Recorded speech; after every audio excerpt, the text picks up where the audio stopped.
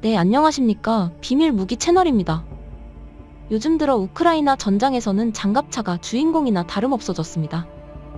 우크라이나와 러시아 양측 모두 전차가 부족해졌다 보니 그 자리를 이 대신 잇몸으로 채운 장갑차들이 상정한 성능을 뛰어넘는 퍼포먼스를 뿜어내며 놀라운 장면들을 보여주고 있죠. 하지만 장갑차가 주인공이라고 해서 모든 장갑차가 그 자격을 얻는 것은 아니었습니다. 주로 우크라이나에 지원된 현대적인 서방의 장갑차들이 그 영예를 가져가는 일이 많았는데요. 특히 우크라이나군 47기갑여단의 브래들리 장갑차는 전설적인 일화들을 남기면서 유명세를 날리고 있습니다. 오죽하면 브래들리를 공여한 미 육군조차도 이들이 브래들리를 활용하는 기술에 탐복해서 운용 데이터를 받아가려고 하고 있을 정도입니다.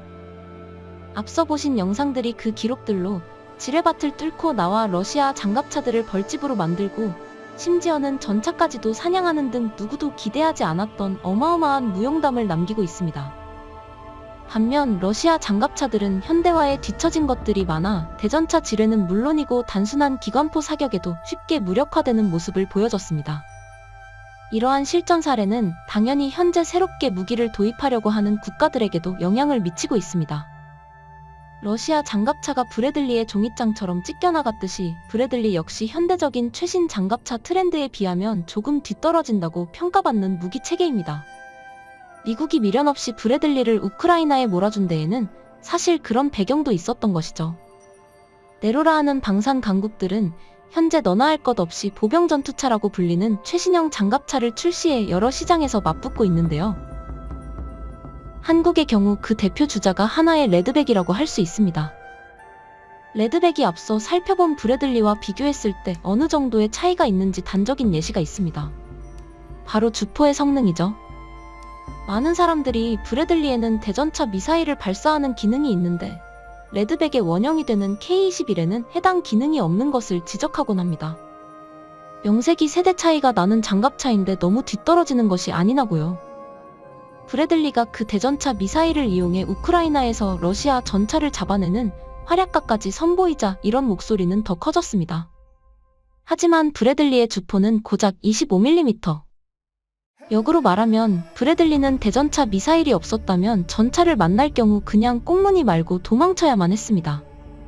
기관포를 사용해서 전차를 잡은 사례가 있기는 하지만 그건 보통이라면 접근이 불가능한 거리에서 교전이 이루어졌던 매우 운이 좋았던 사례라고 미국도 인정하는 특이 케이스죠. 25mm 기관포 가지고는 전차와 마주쳐서 할 수 있는 것이 거의 없다고 해도 과언이 아닙니다. 반면 K-21과 이를 기반으로 만들어진 레드백은 주포가 40mm 기관포입니다. 그리고 이 기관포를 이용해서 무려 전차전 전용 포탄인 날개 안정 분리철갑탄을 쓸 수도 있습니다. 애초부터 전차전을 상정하고 만들어진 주포를 달고 있는 것입니다. 이 주포만 가지고도 전차를 때려잡을 수도 있는데 레드백의 경우는 여기에다 스파이크 대전차 미사일도 추가로 달고 있어 더더욱 강력합니다. 브래들리와 비교했을 때 화력 측면에서만 해도 이만큼의 격차가 나는 것입니다.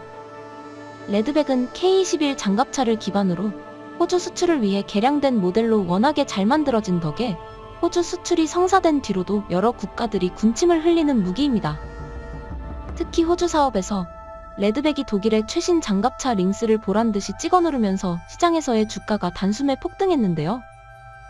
그동안 레드백의 성능은 인정해도 시장 성과까지는 인정하지 않았던 눈초리도 이 사건 이후로는 싹 사라져버렸습니다. 무엇보다 그런 편견은 사업 상대였던 호주 내부에 가장 많았습니다. 한국이 독일보다 나은 장갑차를 만들 수 있을 것이라고 도무지 믿질 않았던 것입니다. 하지만 한국이 직접 성능을 두 눈으로 확인시켜주자 호주는 태도를 180도 바꿨습니다. 레드백은 호주에서 현지 생산되는 조건으로 한국과 계약이 되어 있습니다. 작년 12월 사업자 선정이 이루어진 이후 호주는 곧바로 현지 생산 공장을 건축하는 일정을 앞당겼는데요. 원래 계획대로라면 올해 10월 완공될 예정이었던 일정을 8월까지 완공되도록 한 것입니다.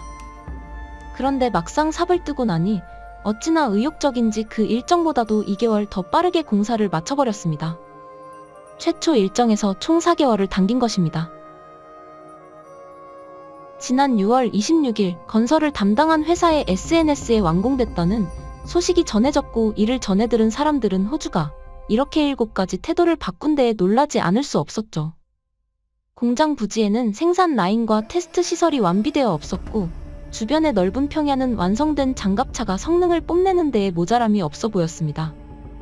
지형의 제약을 많이 받는 한국 사람들은 이를 보고 오히려 부러워하는 목소리를 내기도 했습니다. 호주 현지 공장은 곧바로 생산을 위해 대규모 채용에 돌입했고 얼마 안 가 양산 레드백 실물을 볼 수 있을 것이라는 기대감이 높아지고 있습니다. 이에 발맞춰서 한국도 개발 속도를 올리고 있습니다.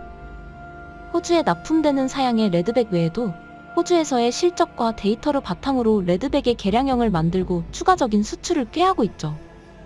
지난 6월 17일 제주도에서는 대한민국 국방산업발전대전 엔락스코리아가 개최되었습니다. 여기 참여한 하나는 레드백의 추후 개발 방향성을 발표했는데요. 호주가 요구한 레벨 4 지뢰 방어 능력은 레드백의 최초 설계 당시에는 갖춰져 있지 않았던 기술입니다. 보병 전투차인 레드백은 기본적으로 바닥이 평평한데 지뢰 방어에 유리한 구조는 V자 하부 구조를 지녀야 하기 때문에 태생적인 한계가 어느 정도 있었습니다. 하나는 이를 극복하기 위해 지뢰 방어 차량 기술력으로 유명한 이스라엘의 플라산사와 협업했는데요. 그 과정에서 K9 차체를 이용한 폭파 테스트를 진행하기도 했죠. 이 실험에서 하나는 차체에 대전차 지뢰와 동일한 실물 화약을 집어넣고 폭파시키는 테스트를 여러 차례 진행했으며 이를 통해 얻은 데이터로 K9, K10은 물론이고 레드백 역시 한 차례 성능을 발돋움시킬 수 있었습니다. 세라믹과 고경도강, 경량 복합재를 사용해 장갑재 성능 자체를 올려서 평평한 바닥으로 보병 수송 능력을 유지하면서도 지뢰 방어 능력을 크게 높였던 것입니다. 덕분에 레드백은 앞서 영상에서 보신 것처럼 사방팔방에서 대전차 지뢰가 터지는 상황에서도 마치 영화처럼 포화를 뚫고 나와 병력을 안전하게 송하고 화력을 쏟아부을 수 있게 되었습니다. 하지만 이 과정에서 문제점이 생겼으니 장갑재 소재를 구하면서 국산화율이 약간 떨어졌다는 것입니다. 이에 하나는 이번에 레드백의 성능을 비슷한 수준으로 유지하면서도 국산 기술로 대체하는 방안을 우선 제시했습니다. 하나가 레드백 EX라고 이름 붙인 이 개량판 레드백은 국산화율을 높여서 반대로 수출 시장에서의 메리트를 노리고 있습니다. 아무래도 타국 기술이 많이 섞였을수록 수출하기가 점점 까다로워지는 것이 사실이니까요. 이렇게 국산화율을 높인 레드백 EX는 수출 시장뿐만 아니라 국군 내에서도 입지가 높을 것으로 여겨지고 있습니다. 우크라이나의 전장에서 브래들리 장갑차가 보여준 퍼포먼스만 봐도 현대적인 장갑차에 대한 공감대는 국내에서도 생겨나고 있기 때문입니다. 레드백 EX가 개발되고 나면 다시 소요 제기 국가에 따라서 여러가지 파생형으로 분화될 것으로 보입니다. 포탑의 경우는 떼어다가 하나의 자체 개발 장갑차 플랫폼인 타이곤과 결합할 계획이 있다고 합니다. 타이곤의 경우 V자 하부 구조를 채용해서 수송 능력보다 지뢰 방호 성능에 더 집중한 타입의 기종이라고 할 수 있는데요. 한국에서는 K21에 밀려난 비극을 겪었지만 저 멀리 중동의 사우디에서는 이미 러브콜을 받고 있는 웰메이드 장갑차입니다. 레드백 EX의 강력한 포탑을 여기에 통합하면 사우디에게는 더 없는 선택지가 될 것으로 보입니다. 포탑의 무인화 역시 고려되고 있고요. 하나는 이 버전의 타이곤을 타이곤 EX로 부르고 있죠. 그 다음은 K21을 개량하는 방안으로 이 경우는 레드백 EX를 직접적으로 계승하는 기종이 될 것으로 보입니다. 이건 라트비아 수출을 노리고 만들어지는 것으로 기존 K21에는 탑재되어 있으나 라트비아 환경에선 필요 없는 자주 도하 기능을 제거하고 대전차 미사일 발사 기능을 통합하는 방향성으로 어렵지 않은 개조를 거쳐서 만들 수 있을 것으로 분석되고 있습니다. 또한 국산화하면서 차체는 이제 K9 기반이 아닌 신형 플랫폼이라 불러도 좋을 정도로 크게 일신될 예정인데요. 이를 기반으로 운전 시스템과 포탑을 완전 무인화해서 차세대, 유무인 복합 보병 전투차를 개발하는 방향성도 하나는 제시하고 있습니다. 레드백이 호주에서 한번 좋은 선례를 남기자 한국은 이 기회를 살려 레드백을 여러 방향으로 활용하고 있는데요. 언젠가 레드백이 세계 각국으로 더 팔려나가게 되면 앞서 본 영상에서의 브래들리 장갑차 이상의 활약을 보게 될 수도 있을 것 같습니다. 시청해주셔서 감사합니다.